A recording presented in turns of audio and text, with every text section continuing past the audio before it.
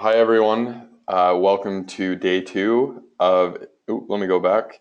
Welcome to day two of expanding into international Amazon marketplaces, EU to EU versus EU to US. Today, we will be focusing on the European Union to the United States, and we have Rachel Greer and Cynthia Stein on today to present.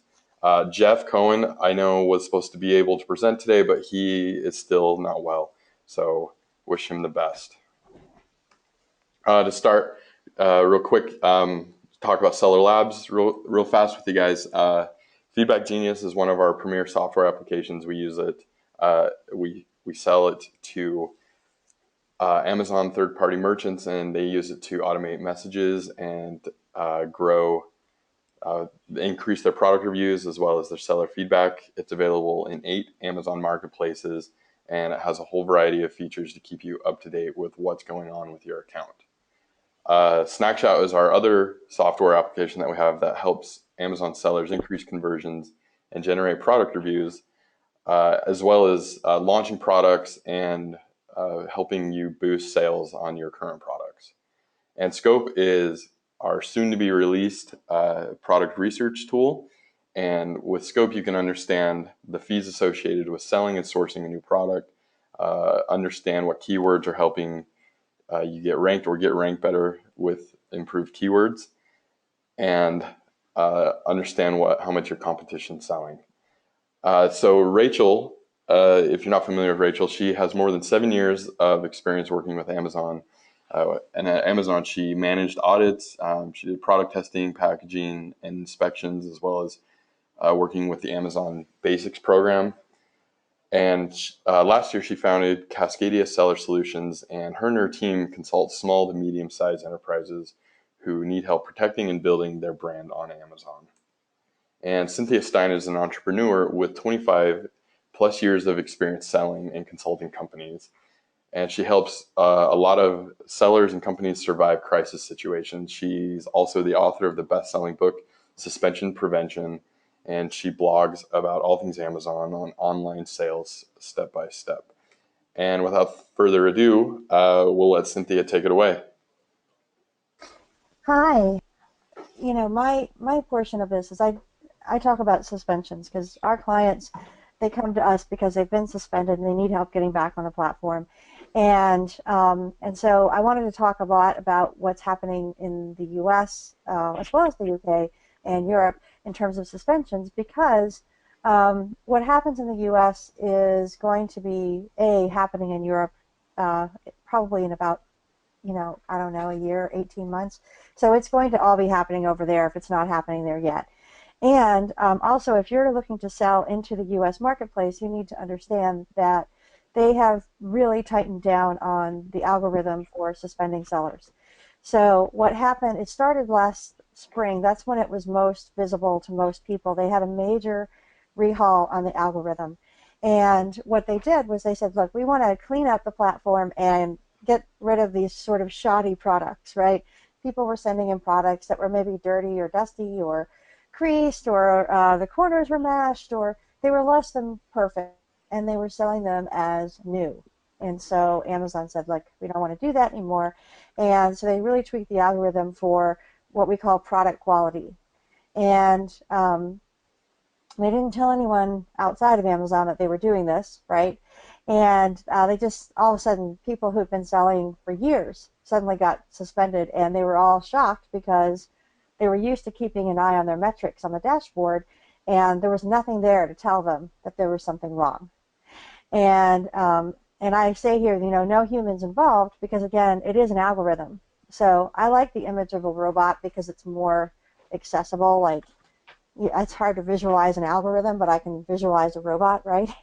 But basically, it is highly automated, and so it's triggered by all kinds of things, which of course they don't tell us because this is the secret sauce, right? This is the black box. But what we've been able to observe from the outside is that their keywords are triggered in customer messages, buyer returns, and negative feedback.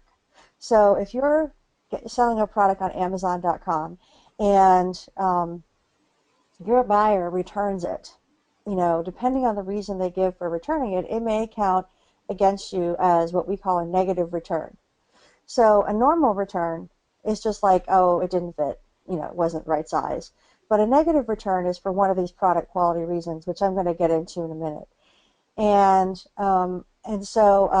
even if they send you an email and ask you a question with a trigger word, or they leave you negative feedback and it has one of the trigger words in it, all of these can trigger a suspension of either your listing or your account. So, and the thing is, nobody's going to actually look at your case until after you're suspended and you've sent in your appeal. So while there is a human that will send you the initial email and paste in some ASINs that are indicative of the problem, they're not analyzing your account. No one is sitting there saying, let's see what's happening with Cynthia Stein today. Why is she getting these? What's going on here? There's no one that does that until after you turn in your appeal, and then they look at it. So there's no humans involved until then. There's no metrics that they give us. So in other words, there's no dashboard for product quality issues. And while this is not your fault, you are responsible nonetheless as a seller. So this is something you need to know going into the U.S. marketplace, is that they're very tough on product quality issues, and on making sure your product is as perfect as possible. Um, and they're not going to give you any help or instructions about this. This is just something that they expect you to do as a seller, and it is part of your incredibly long contract that you sign with them, that you are responsible for product quality. It's just not really well defined. So that's why a lot of people were caught by surprise last spring. And then ever since then, there have been fairly regular tweaks to this algorithm. And so what we see in our office is that there'll be a wave of sellers that come in all for the same reason. And we'll be like, oh, algorithm tweak. So they are constantly upgrading their algorithm. And like I said, what we see here in the U.S. Does get translated also over to the European platform. It does tend to be a little bit slower. So, but it's coming, which is why, we encourage our sellers, no matter what platform they're on, to adopt best practices. Um, okay, next slide. Okay, so here's some of the reasons that we see that expanding sellers are having trouble when they move into the U.S. marketplace. Um, for one thing, the shipping requirements are really stringent here in the U.S. And so folks who are used to selling in their own country and how long it takes the mail to get from one place to another, or how they do things, will find that it'll be different in the U.S. Basically, the Amazon.com expects its sellers to be as efficient at shipping as they are.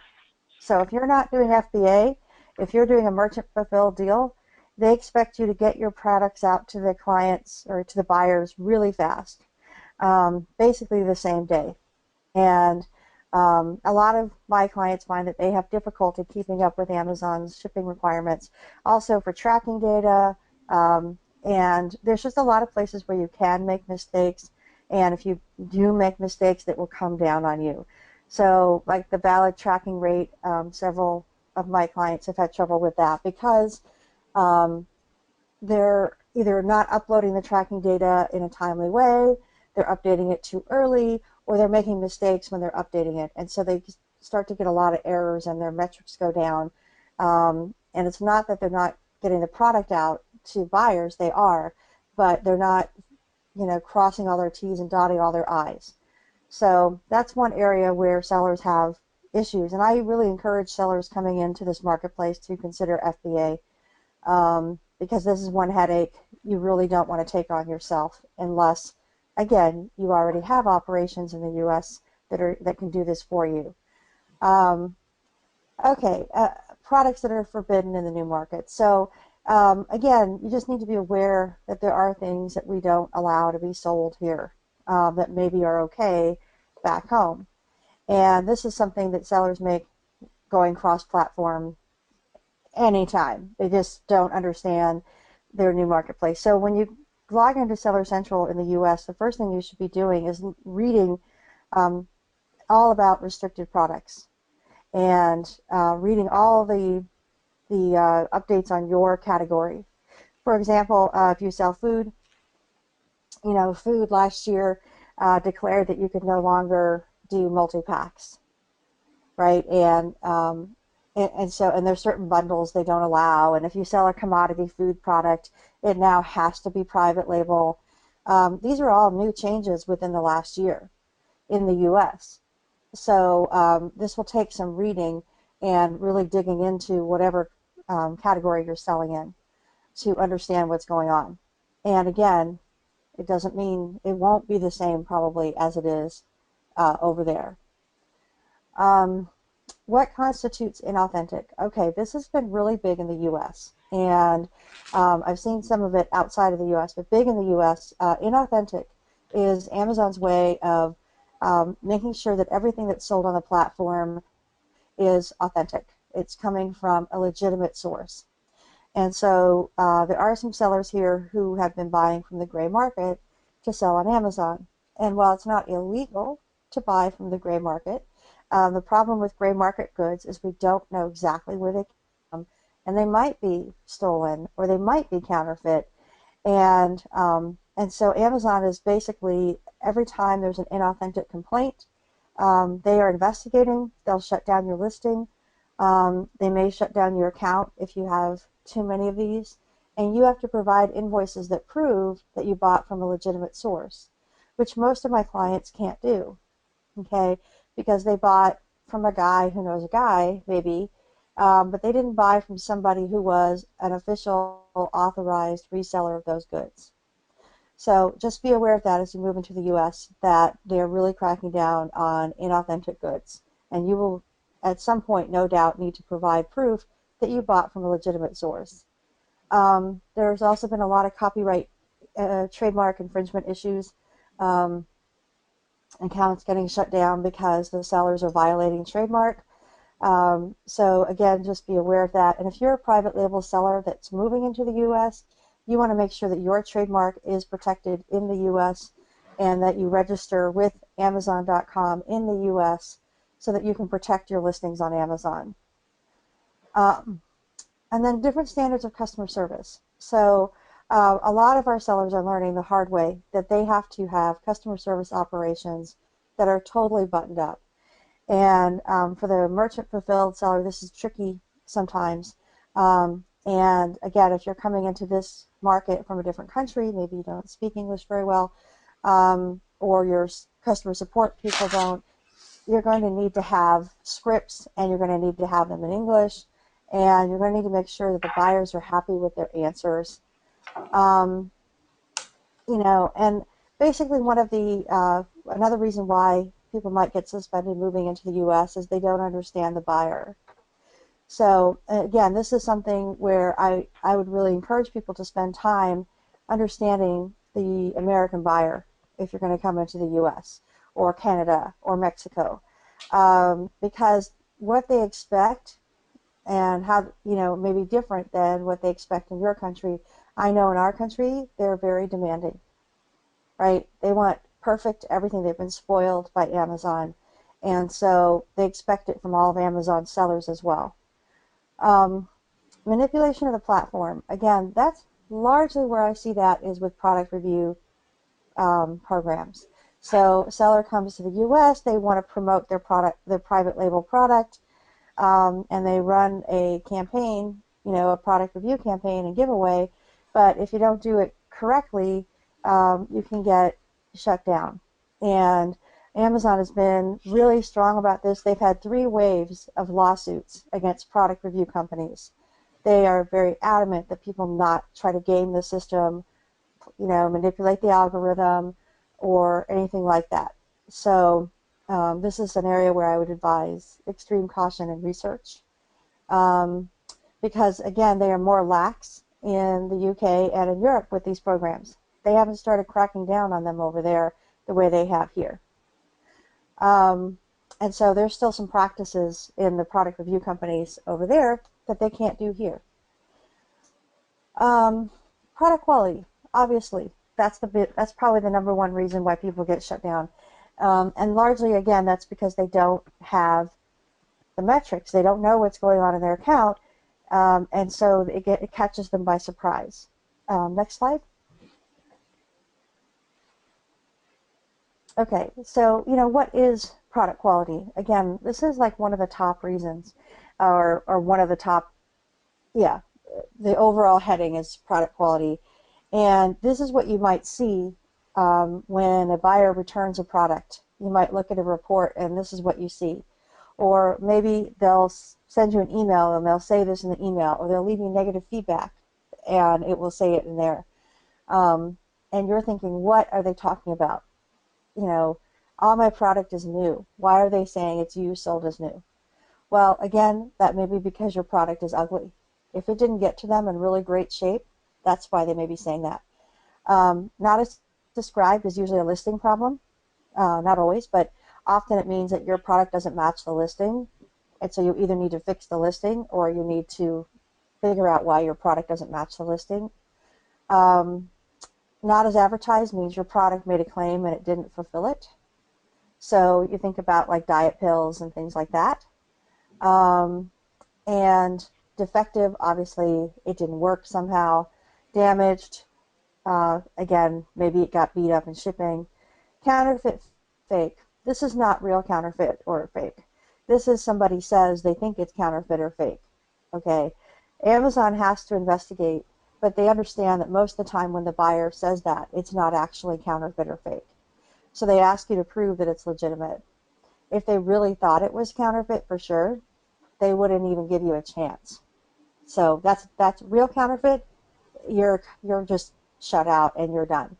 But if the buyer says it's fake or it's bogus or it's bootleg, they give you a chance to prove that yours is real and that the buyer is just cranky. The same with inauthentic. Okay, again, if somebody says, hey, you're not buying this from a legitimate source, you get a chance to prove that you're right. So next slide, please. Okay, and so this is me. Basically, I've written a book on this, suspension prevention, get reinstated and protect your Amazon account. You can buy it at the UK as well as, of course, .com. And what we do is we help sellers who are suspended get back on the platform. We also help them with if they have just one listing that's suspended, or if they want someone to review their account and tell them if they're at risk. We do that. And basically, we're a consulting company, and I've been a business consultant for over 25 years. This company, I started selling on Amazon in 2010, so I'm also a seller. And 4 of my consultants are sellers. So we know exactly the world that you live in because we live in it too. So we help out with a wide range of business and best practices issues, as well as, of course, the most important one, getting clients reinstated. But once they're back on their feet, we help them establish best practices and try to avoid it ever happening again. Suspensions can be very expensive. They can take a long time to resolve. And it's just better to be preventative and be smart ahead of time. But anyway, that's how you can reach me, and I'll be back for the Q&A. Awesome. Thank you so much, Cynthia. That was really educational. Right now, we're going to turn it over to Rachel Greer of Cascadia Seller Solutions. It's all yours, Rachel. Great, thank you. Just to piggyback on some of the things that Cynthia said, prevention is so important. Doing it right from the beginning. I feel like doing things right the Amazon way, making sure that you prevent potential issues, is the same way as contacting a lawyer to make sure you set up your account the right way, or to contacting an accountant to make sure that you're structuring your business the right way. Talking to someone who actually understands Amazon is so important. I actually just found out this morning from a colleague that the team members in Seattle for seller performance and for product quality are not being replaced. If they leave, they're not being replaced. The headcount is moving to India. So I know many of you are familiar with the experience of calling customer service in India or calling seller support in India. I've seen multiple seller support threads on people saying, I'll just hang up if I get someone from India and just keep calling back until I get someone from the US. And there are seller support and customer service centers in the US, in North Dakota and West Virginia, Kentucky, Tennessee. But there are very, very few seller support or, seller performance or product quality employees anymore in the US. So you really don't have that luxury that you do with other areas to actually contact someone who really understands your business or how business works in general. There's most of the time the people who are doing this work are not experienced employees either. They're usually entry-level type employees. So really not getting into that queue and not getting people like that making decisions about your hard work and your business is the best possible way you can protect that business. Okay, so expanding internationally from EU to US. Next slide, please. So who are we, and why do I have the authority to speak on this subject? I worked at Amazon for over 7 years. My first role was as a law enforcement liaison for Amazon DE, and I actually got that job because of speaking German, although I haven't used my language skills in quite some time.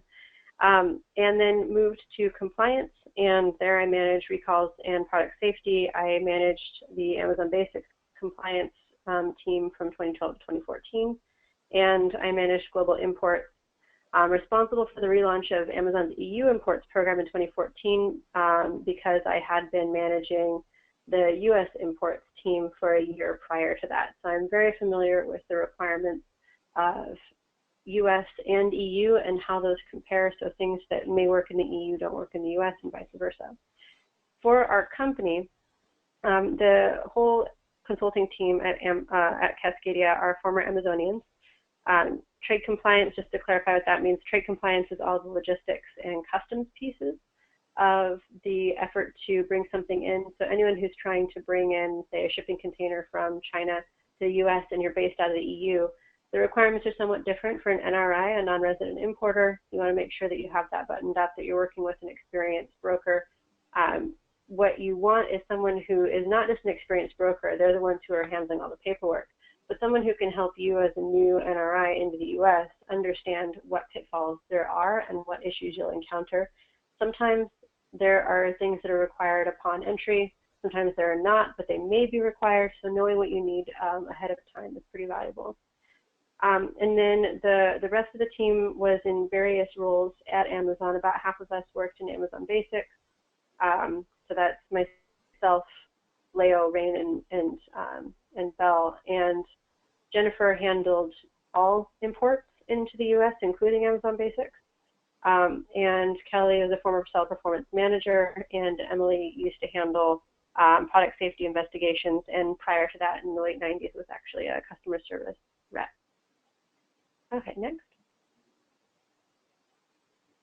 So the 5 most common pitfalls that I see for anyone who's trying to go in from any other location into the US is really not understanding the legal obligations that being what's considered a manufacturer importer lays on you. And our focus as a company is really on brand owners or people who have exclusive relationships with brand owners, someone who is in some way liable or partially liable for the sale of the goods. So what we see as issues are not clearly spelling out your supplier agreement and purchase order, which I'll get into in a moment, not defining your brand identity and sourcing based on that identity. And by that I mean, do you want to focus on sustainability? Do you know what your customers want? And then source a factory that's qualified to do that.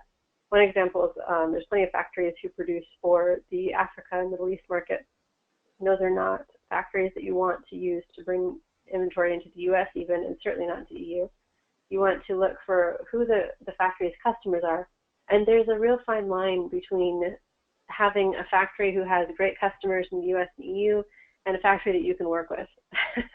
So as a smaller seller, a smaller player in this market, you still have to get the factory's attention. And so there's kind of a middle ground where you have a factory that's good enough to where they can produce for the US and EU markets, but aren't so big that you'll be ignored.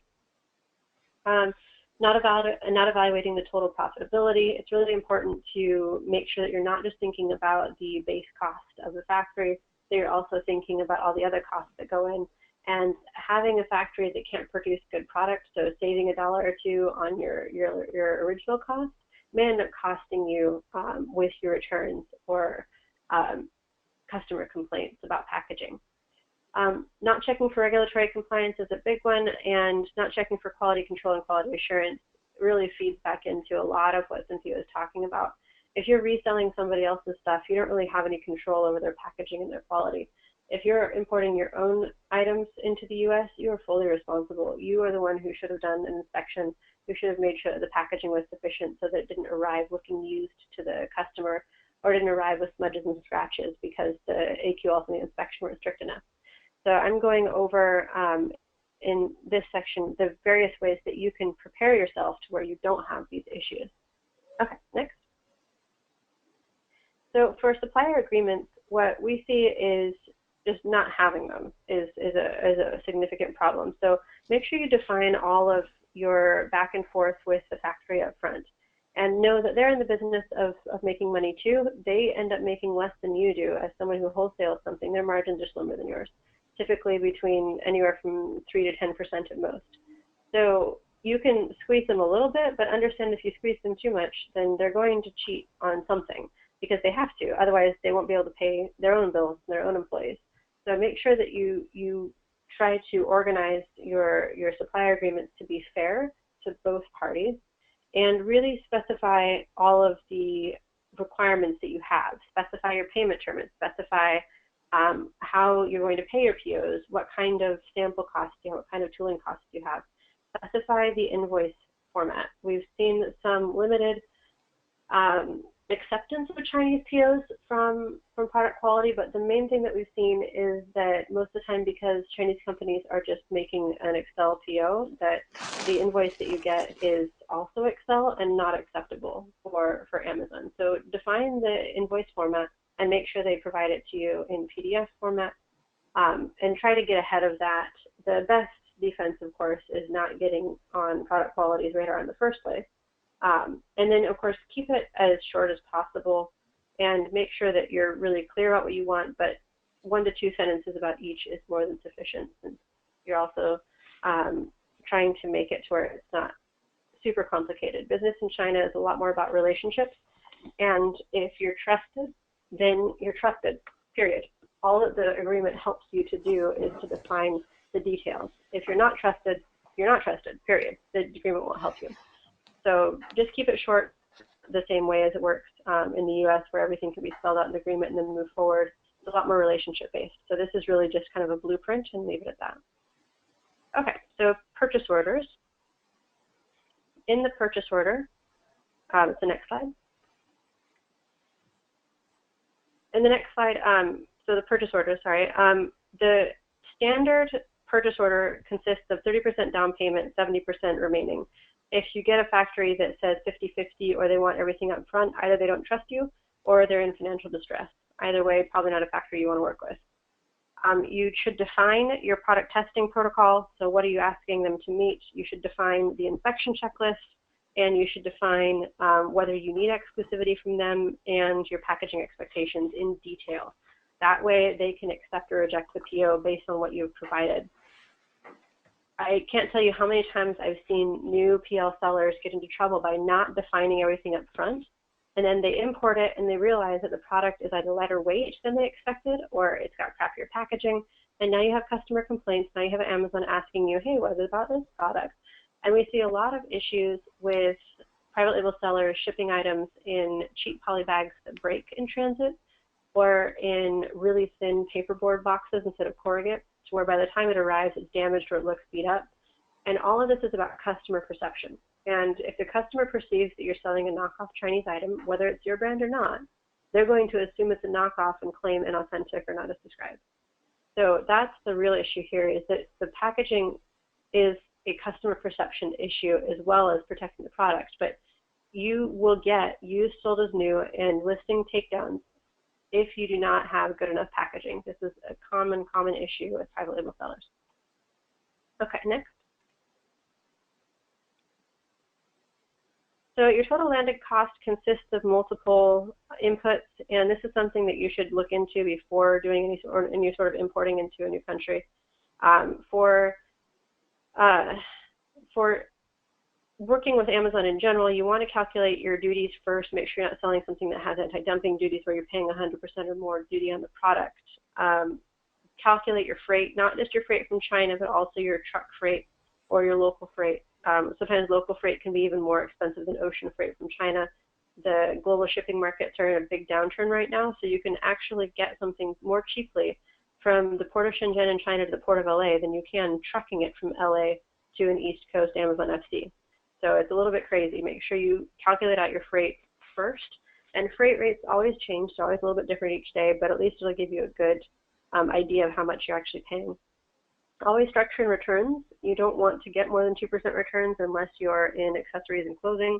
If you have more than that, then you need to research and figure out what the problem is. Either your detail page isn't clear enough, people don't know what they're getting, or you've got some sort of packaging problem that's allowing things to arrive busted up or broken, or you've got an actual product problem.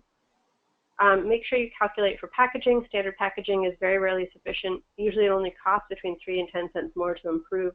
We've seen some larger products take more like 50 to 70 cents to improve the packaging. And then large palletized items, of course, you want to have the best possible packaging so that you don't have returns on that, very expensive. Even then, though, you're looking at $3 to $5 more for packaging. It's absolutely reasonable to prevent a return.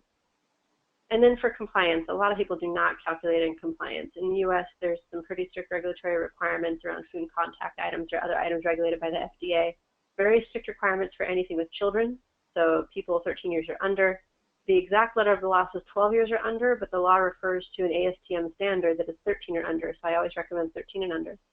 And the other areas that are of concern, cosmetics, topical creams, anything that might be regulated by the EPA for chemicals that weren't in commerce, any supplements. Supplements are a big deal, especially if you make any claims. So understand your compliance requirements, understand what Amazon is requiring from you with restricted or prohibited products. If you are using a prohibited ingredient, there goes your entire investment. So make sure you've done the due diligence upfront, and it's really about risk mitigation. You know, that you can't predict everything, but you can at least do the research to remove as many of the risks involved as possible. Okay, next. So what does regulatory compliance look like for the US? So the number one issue that I see that people are not following, especially Amazon sellers, is making sure that your product is compliant with the CPSIA regulation that passed in 2008 and went into effect from 2009 to 2013. The U.S. Consumer Product Safety Commission enforces the Consumer Product Safety Improvement Act. And the CPSC is responsible for pretty much all consumer goods in the U.S. that aren't regulated by another agency, which includes all general children's products. What we see happening is people buying stuff that is junior size or in some way indirectly for children, and they're not thinking about the fact that they need to make sure that the product is tested and certified. And then CPSC asks them for information upon import, not always, but a lot of times. And when they do this, they don't have testing, they don't have a certificate. In some cases, the product passes, and so with one client, we were able to just relabel. It was $1.30 a unit to relabel to make sure they had a tracking label.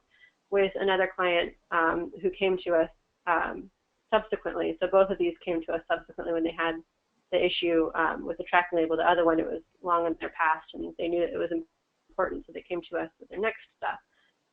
They actually had a situation where their product, there was a handle, it was a sporting goods product, and then the handle, the adhesive on the handle failed for lead, and the entire container had to be destroyed. So make sure you understand what the expectations are for CPSC for children's products.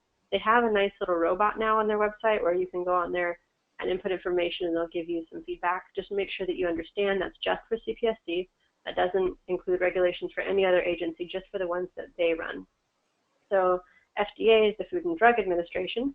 The Food and Drug Administration regulates anything that is in contact with food or could be seen as a drug. So something that is a cosmetic or a topical cream that makes health claims, and they regulate. If it doesn't make health claims, or it's a supplement that doesn't make health claims, they don't regulate it. So the area that's kind of a gray area is make sure you're careful of those health claims and make sure you're careful of the ingredients. Certain ingredients are not considered supplement ingredients, even if you call it a supplement. Anything that could be considered an indirect additive to food is regulated by the FDA. Indirect additives are plates, forks, knives, spoons, garlic presses, silicone baking mats.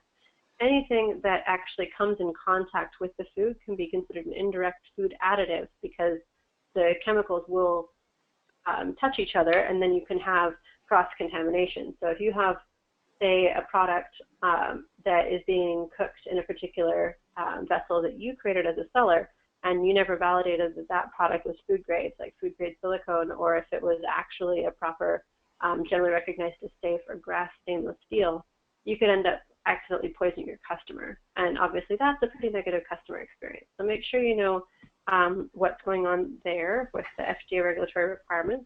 There are a bunch of other government organizations that are of concern for Amazon sellers.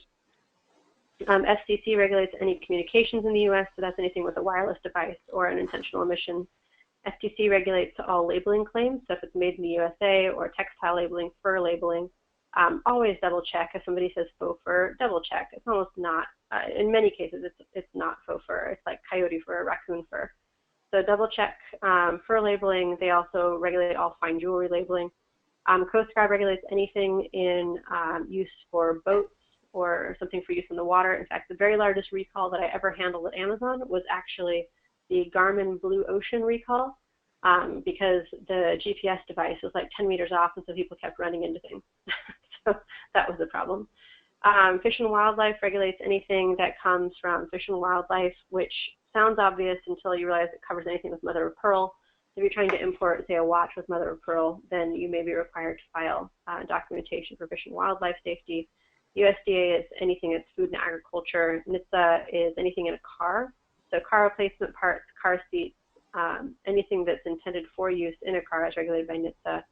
DOE governs all energy efficiency requirements. So if you're doing any sort of small electronic appliances or light bulbs or anything that uses electrical wattage, there may be energy requirements there. EPA regulates all chemicals in the U.S., and EPA is very painful to work with because they can only regulate about half the chemicals in the U.S. at best, based on how the laws are written. So some things are regulated, some things aren't, some things need to be registered, some things don't. It's very painful. EPA is really only required for people who are selling pesticides or the chemical products, but also anything that has chemical formulations in it. So that's a concern for anyone doing cosmetics or topical cream. The ATF, that is really the alcohol, tobacco, and firearms. That really is a concern for people who are selling imitation. So Amazon has very strict requirements for restricted products around weapons. DEA, same thing for certain items are considered restricted substances for the purpose of Amazon because you need to request certain information like driver's licenses or licenses to sell, whereas it's normally perfectly safe to sell, but it's not safe on Amazon to sell because they don't ask for that information on the checkout. OSHA is responsible for workplace safety, so if you have personal protective equipment like steel-toed boots, there are certain requirements that needs to meet so that it can be used in the workplace. The FAA regulates anything that's in transit, FAA and DOT. FAA is anything in transit in the air, DOT is anything in transit on the ground.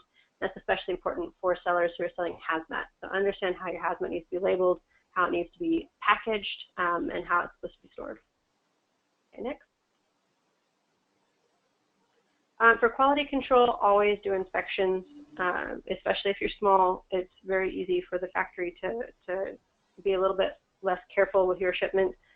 Always follow up. It's not as though anyone's trying to harm you. They're not doing bad things necessarily. It's just that they don't have the same expectation of quality that your Amazon customer does. And most retail companies don't have the same expectation of quality that Amazon customers do. So standard in the industry is 2.5 and 4.0. Your factory will try to meet that.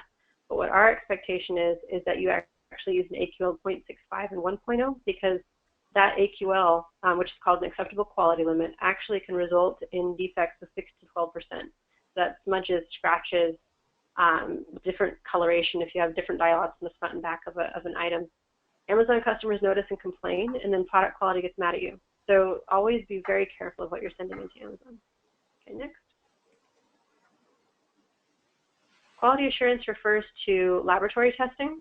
For the U.S., there is no real requirement to have anything safety listed unless it's explicitly for use in the workplace, in which case OSHA oversees that requirement. For anything else, though, like a coffee maker or a tea kettle or whatever, you see a lot of people who are advertising UL or ETL marks or other kinds of marks. All that really means is that the product should fail safely, as in when it does have an electrical surge or it gets old, that it will break itself so that it doesn't light on fire. So safety testing is really making sure that your product, whatever it is, will not light somebody's house on fire. Hoverboards are a great example of this. The Amazon product safety team will step in if they think that your product will light somebody on fire. There's a whole bunch of different keywords that they use to decide what they investigate and what ASINs they take down. And it's things like fire, burn, strangle, choke, all the usual suspects for horrible things happening. Safety is not a regulatory requirement. So your product can be completely compliant from a regulatory perspective and have all the right paperwork and still hurt somebody. So working with someone who understands human behavior, there's actually consultants in human behavior to predict what humans will do. But anyone who's been working in compliance for a long time can tell you humans are not the most logical beings and do a lot of stupid stuff. So it's actually a part of the CPSC's charter that companies should be predicting foreseeable misuse. They may not be able to predict unforeseeable misuse, as in doing really stupid things with their stuff, but at the very least, you should be able to predict what an average person might do with your product. So one example is we had an import of a large-sized tricycle. So it would be like for a child 5 to 7 years old. And the handles had these metal pieces that would come down and scrape the ground, and so it would spark. And the idea was that you could go super fast and you would have cool sparks. And I, of course, thought this was a terrible idea because children and sparks not a good idea. My manager at the time was like, oh, no, like teenage boys would love this, because what you do is you put gasoline on the ground and then you ride super fast and light the gasoline on fire. I'm like, are you kidding me? And he actually went on YouTube and found people already doing this with this product. And so we were like, okay, that is clearly foreseeable misuse. It's already on YouTube. We're not importing this product and making ourselves legally liable for it. And then for quality, there's multiple trade associations out there, and because you have large groups trying to agree on what the standard is, it's usually the lowest common denominator. Depending on your brand's position, it may be required that you do something a little bit more strict than that quality level, since that's basically the bare minimum that you should meet for your product. Okay, next. So what this really does on Amazon is impacts you if you have high returns. You do not want unhappy customers. They leave A to Z claims, they leave negative feedback. That can get you suspended and reviewed on Amazon. With ODR going above 1%, you can get your payouts on rolling reserve. That can be painful for your cash flow. Poor packaging, I've talked about this a lot. Packaging is kind of a dead horse that I beat on a regular basis, and it's really about making sure that you don't have use sold as new warnings. That's really what it comes down to. Good packaging is super important for customer experience and perception. Non-branded packaging tends to have the unintended consequence of making customers believe your product isn't authentic, that it's cheap Chinese knockoff crap, and then they complain. And obviously those are the ones where you get inquiries because Amazon knows it's not fake, it's your brand, it's a private label product, but they're still going to inquire and take it down because they want you to have more control and more good quality of your product, because Amazon is all about customer experience. If you tick off a customer, then Amazon's not happy about that. And then IP infringement and safety issues. So this is another way that sellers can actually take down other sellers, is by claiming IP infringement and having the documentation to back it up. So make sure you're not infringing anyone else's IP. You can also protect your IP by complaining, but it has to be done the right way with the right documentation. And then safety issues. If you happen to buy a competitor's product and send it into a lab just to double check, say you're doing everything right and you know that the testing is expensive and probably other people aren't, you can actually send your product into a lab, the other person's product into a lab, and if it fails, you can submit that to Amazon and they'll take the product down. Like, no joke, you can actually do this. So I find a lot of people get frustrated and say, but other people are not doing it, why should I have to do it? Well, first, because it's legally required. Second, because you could hurt somebody. But third, you can actually tell Amazon about the other sellers that aren't meeting those requirements, and they often will take action if you have the right documentation. Okay, next. So what we do is we will contract for you with reputable third-party accredited labs. We do not recommend any inspection services less than $200. Those usually are for companies that can't afford to pay their inspectors sufficiently or don't keep their inspectors busy enough. And so those inspectors are susceptible to bribery, either through the factory bribing them to pass the inspection or the inspector actually blackmailing the factory, both of which happen on a regular basis. So that's a 309 flat rate, except in like inland China where someone has to fly in, and obviously that's more expensive. And the rates are higher if you're sourcing in the US or Europe.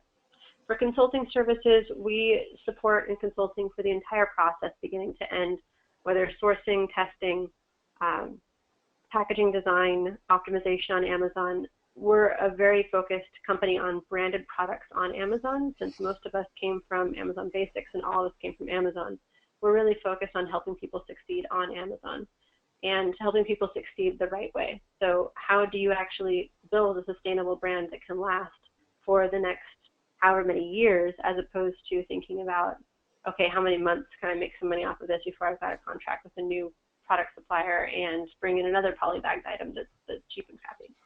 So that's what we do, and our website is www.thinkcascadia.com. And if you sign up for our newsletter, then we send out regular monthly updates that have all of our blog posts in one place and some tips and tricks, information that we have that may be helpful for you. So please feel free to go to our website and contact us. And thanks for listening. I know it's a lot of content. Yes, that was awesome. Thank you so much, Rachel. And just so everyone knows, there will be a replay of this webinar as well as yesterday's webinar sent out tomorrow. So if you feel like you missed something, don't worry, you can watch it and take notes and add your notes to it and whatnot. So right now we're going to move into some questions and answers. I know we have about 12 minutes till we hit the hour mark. So we're just going to dive right in. So the first question, and this goes for either of you, is from Francois.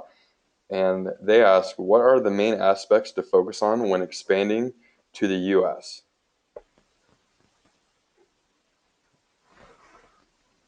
Okay. Why don't you go ahead and take the first part of that? And Yeah, I can okay. take the regulatory side. Yeah. Yeah, I mean, I think what you want to think about is obviously making sure that your product is one that can be sold in the U.S., making sure you've got your logistics in place.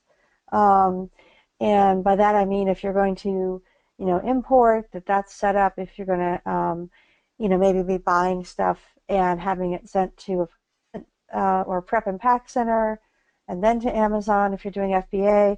But basically, you want to get all your ducks in a row before you go. And most importantly, you want to make sure you can actually sell the products that you want to sell, which is a lot of what Rachel's just been talking about. And then I would suggest one of the best things you can do is read that horrible long contract they want you to sign, because most people don't read it. There's a lot of information in there about things that are allowed and not allowed. And if you just kind of gloss over that contract or think it's the same as the one you already signed in your country, then you will be mistaken and you will make mistakes. Yeah, I completely agree about the terms of service and actually reading them. So just so you know, everyone who is importing and selling on Amazon, you're indemnifying Amazon for all legal liability of your product. Amazon will not protect you, they will not support you. And we got questions about seller products from regulatory agencies. We provided all of the seller information and said, have fun with that, because we were in no way legally responsible for that product. And so you are fully legally responsible for it. And in the language there, it says that sellers agree to provide safe and compliant product for sale on the Amazon platform. They aren't going to tell you how. They aren't going to give you information about it. But if it's unsafe, they will certainly take it down and punish you for it. So it's really important to note that in the contract that you're signing, you promise to sell safe and legally compliant product. That's a part that I think a lot of people just, it's like a one-line thing, and it's a pretty important one-line. Great, thank you so much. Okay, our next question is from Alexandros, and it's a two-part question, and this is for either of you. Add to the question if you can. The first part is, how can I calculate U.S. sales tax? And the second part is, when is U.S. sales taxes due? Okay, so U.S. sales tax, Amazon tries to make that easy for us by, for a small percentage, I think it's like 2%, something like that, they will collect sales tax for you. So if you have registered to pay sales tax in various different states, then they will collect it for you. You are still on your own to actually file and pay it. Sales tax is a pain. And I suggest that if you're going to do it, which I'm sure you are, you'll want to use a program like TaxJar to help actually calculate it out, because the spreadsheet that Amazon gives you is heinous. It is the ugliest thing you've ever seen, and it's very hard to read. And so what TaxJar does is it takes that spreadsheet, that horrible spreadsheet, and it just gives you the answer, basically. And so for each state, because they each have their own filing requirements, it will tell you what you need to know. So there is a software solution for that, I guess is what I'm saying. In terms of which states you actually want to pay sales tax in, that is really a question that you should talk to a CPA who is a sales tax expert, because most CPAs, PS, are not sales tax experts. So you want one who is, because it is very complicated. Each state is different, and the calculation of when you should start to pay really varies by a lot of factors, including your volume. So, and also, the rules are different for foreign-based countries than they are for U.S. countries. So that's where I was going to say, you need to get an expert on board for that, because it's just not something that either Rachel or I could answer fully. Sure. Yeah, I completely agree, and it's a risk decision as well for a lot of sellers. If you're really small, the likelihood of anyone coming after you and asking for something is pretty low. But as with many things, the bigger you get, the more important it is to make sure you're doing things right. Perfect. That's some great advice. Okay, this question is directed to Rachel, and it's from Wolfgang, and he asks, what do I need to take care of when starting to sell from Germany to the US using FBA? So there's a few elements that I didn't get into about prep and managing your labeling in the US. So one area that is important to make sure of is that if you're shipping anything into Amazon, they do require the suffocation label. And a lot of suffocation labels are mostly compliant. Some of them are fully compliant.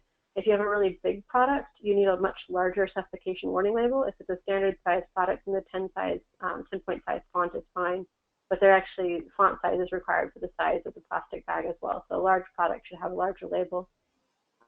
In general, I would say that if you're doing FBA in the US and you're shipping in from overseas and you don't live here, the first thing you need to do is find a prep company that can help you with labeling for Amazon. You can have your supplier do it, but that's a little bit more difficult. The other thing is that if you're a little bit more paranoid like me, you may not want to provide your FNSKU to the supplier directly. If you don't trust them fully, then you may find yourself a hijacker who has your FNSKU. So that is, the more paranoid side of me coming out. So have a prep approach. Either have it done domestically if you really trust the person that you're working with, the factory you're working with, or have a prep company, or both, just to double check that nothing got smashed up during transit. Depends again on your paranoia level. And then make sure that everything is appropriately packed up to where it can be received at FBA properly. If there's any issues, they tend to just sideline the thing and then it gets lost. It's cheaper for them to sideline it than it is to expend the effort to fix whatever problem there was, and so there goes your inventory. They usually reimburse you for it, but that doesn't help you with growing your brand. And they may reimburse you for it based on an odd calculation that gets you less money than you would otherwise expect to get.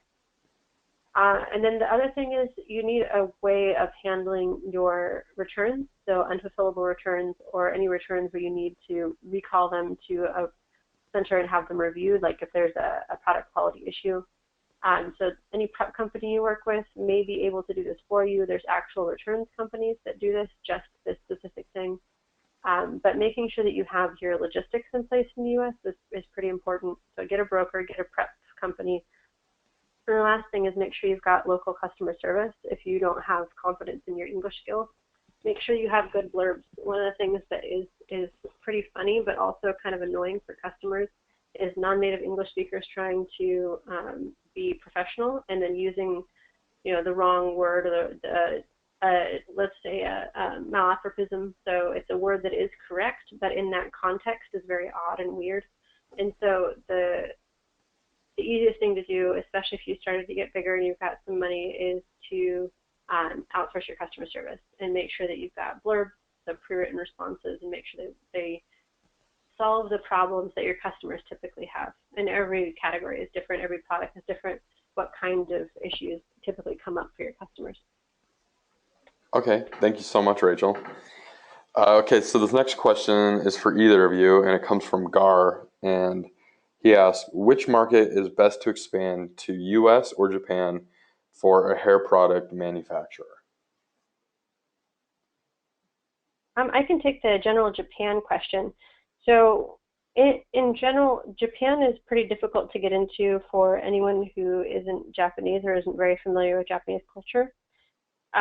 So as far as hair extension, hair products, depending on the local regulations, there may be specific requirements for labeling. So there's certain areas where for human hair you have to follow certain instructions and labels for where it was sourced and how it was sourced.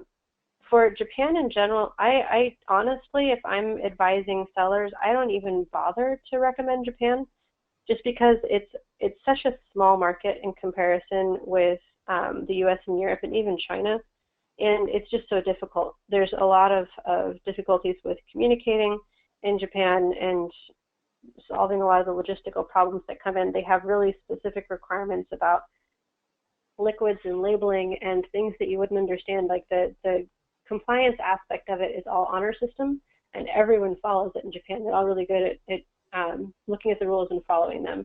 It was actually one of the more difficult aspects of working with Japan as an internal employee, because you try to roll it out an SOP, and if it wasn't all completely laid out and completely clear, they wouldn't adopt it. So Japan in general, I'm not a big fan of going into it as an Amazon seller unless you're a really big company and you have a partner to help you do it. Okay. Did you have anything you wanted to add to that at all, Cynthia? Well, I was just going to say, from a product point of view, it's a great market for hair and skincare. But again, you have to make sure your product is really good, and that, as Rachel said, that you have it properly labeled. It's going to be work. You're going to have a different product being shipped to Japan than you might ship anywhere else, basically. But as many health and beauty companies in the U.S. have discovered, Japan is a wonderful market for selling their products. And so I can see why that question was asked. But definitely from ease of getting into it and size of the market, the U.S. market's going to be bigger, but it's also more competitive as well. So I have a friend, fellow seller, who is a large seller of like shampoos and beauty products, and he's very buttoned up. He's private label, and he does a really good job and makes money doing it on Amazon. I think that you definitely need to pick a country at a time and really learn all of their rules before you go to another one. That's one thing I would say, is you wouldn't want to do Japan and the US at the same time, for example. Okay, perfect. I think we're right at the hour, but I think we have time for just one more question. And this is a pretty good one for either of you. And this one comes from Norbert, and he asks, how do we import products into the US without an EIN? And follow-up says, if we don't have an EIN, can we use Amazon's EIN if we send the product straight to FBA from China? No, never ever use Amazon's EIN. All right, just clarifying for her. Sorry, I used to sit across the aisle from the trade compliance guys, and they would complain every day about sellers doing that. They hate it. They actually set up a whole process to reject shipments where Amazon's EIN was used. They have published multiple notices in Seller Central saying don't use Amazon's EIN. They get really grumpy about that, so don't do that. The best way to do it is as a non-resident importer, and this is not my area of expertise, this is Jennifer's. But as a non-resident importer, you can do it as a sole proprietor, and you can do it as a company. And we work with Shapiro to do our brokerage for our clients. And it's certainly possible to do without an EIN, but my understanding is that it's just different forms that you have to fill out as a non-resident importer. But again, it's not my area of expertise, but just don't use Amazon. I can just hear them complaining in my head right now. Mm-hmm. Well, great. That's some sound advice. Thank you, Rachel.